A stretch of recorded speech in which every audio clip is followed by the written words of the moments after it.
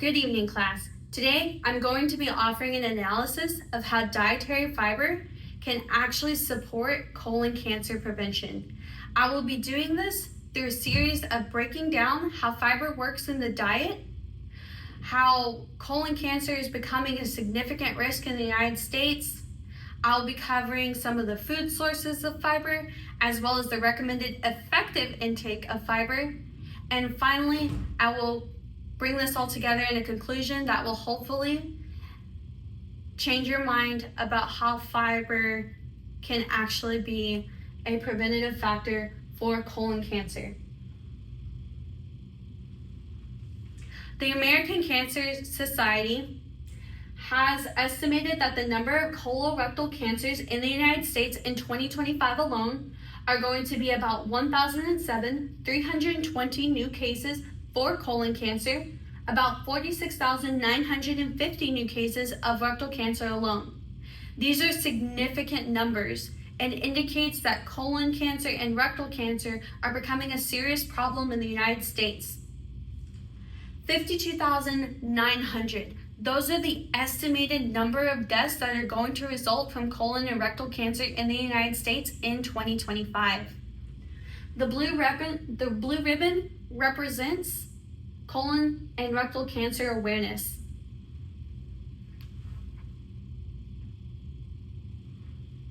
So how is fiber connected to colon cancer?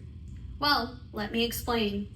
Fiber is a type of carbohydrate that is found in plant foods, such as the plant foods over here, that your body cannot fully digest. Instead of being broken down, it passes through your digestive system, helping with regular bowel movements, gut health, and even blood sugar control. There are two main types of fiber. There's soluble fiber, which dissolves in water. These can be additives that you may see in grocery stores that are promoted as a way to help with healthy bowel movements or to give you a bowel movement if you have not had one in a while. And there are insoluble fiber, which adds bulk to your stool. The insoluble fiber is where a lot of your plant foods that I indicated earlier are going to come from. These are all going to be insoluble fibers. Stool is what happens whenever your food is digested in your stomach, and that's what's going to be moving throughout your digestive system to eventually be excreted. Now let's talk about the direct impact that fiber will have on colon cancer. First, it's going to promote healthy bowel movements and reduce transit time. Transit time is the time it takes for food that you've digested in your stomach that becomes a stool to move all the way through your digestive system and your colon right here before it's excreted. The reason that we want the transit time to be as decreased as possible is because the longer it sits in your digestive system, specifically your colon, before it gets excreted, increases the exposure that it has to harmful substances such as carcinogens, which are known to be cancer causing. So by including fiber in your diet, you can decrease that transit time so that everything is moving swiftly through your digestive system and being excreted in a timely manner, so you're not giving a chance for those harmful substances to be sitting in your digestive system. Next, it nourishes beneficial gut bacteria. In the digestive system, you have good bacteria and bad bacteria. Fiber helps promote the good gut bacteria. This good gut bacteria is going to help promote a very healthy environment for your cells to replicate in.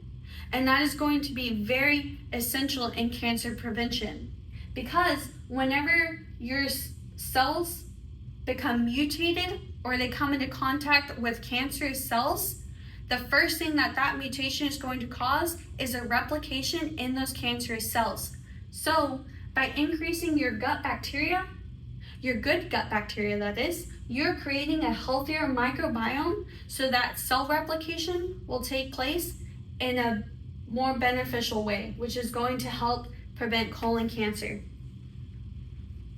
Some of the research included here at the bottom indicated that diets high in fiber improves your gut microbiome microbial balance and produces protective factors that may reduce early stage colorectal carcinogenesis. Finally, it reduces chronic inflammation and improves your immune system function.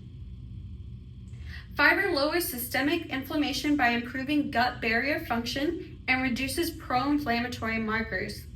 Chronic inflammation is a very known risk and a high risk for colorectal cancer, so it is going to be beneficial for you and for everyone else to make sure that they're managing that inflammation well, which can be done through fiber in their diet.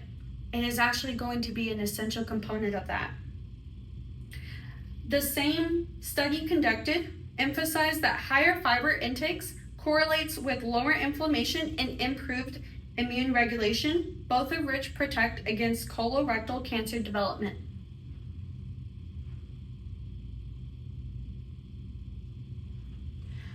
Now that we've gone over how fiber works to prevent colon cancer, let's go over some of the sources of fiber.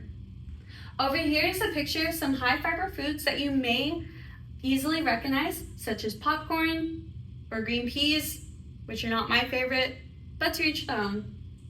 So all of these represent a significant source of high fiber that can aid in your digestive system working better, aid in some of those anti-inflammatory properties, and aid in colon cancer prevention overall. However, a study conducted found that fiber from fruits and cereals is especially protective, and fiber from these sources showed the strongest association with reduced cancer risk, suggesting that not all fiber sources offer the same level of protection. So it is especially essential if you believe that you are at risk to consume those specific sources of fiber. However, just incorporating these sources of fiber in your diet will be a great start. Let's go over the effective recommended intake of fiber.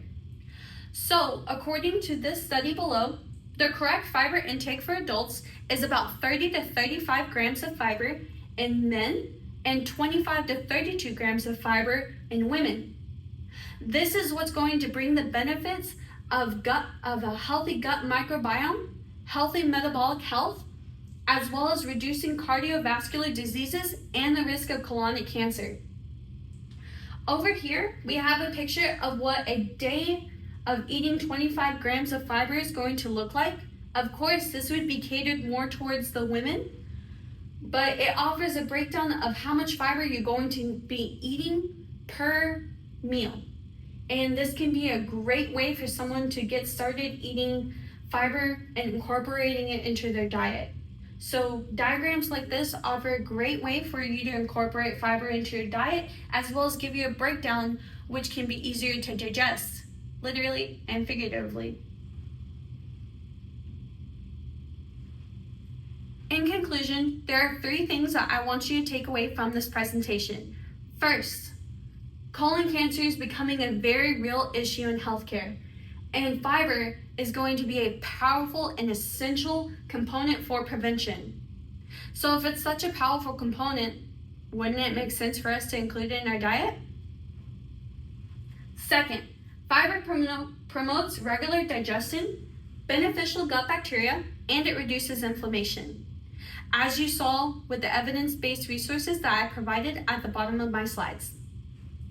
Finally, research shows that a fiber-rich diet is strongly linked to lower risks of colorectal adenomas and cancers.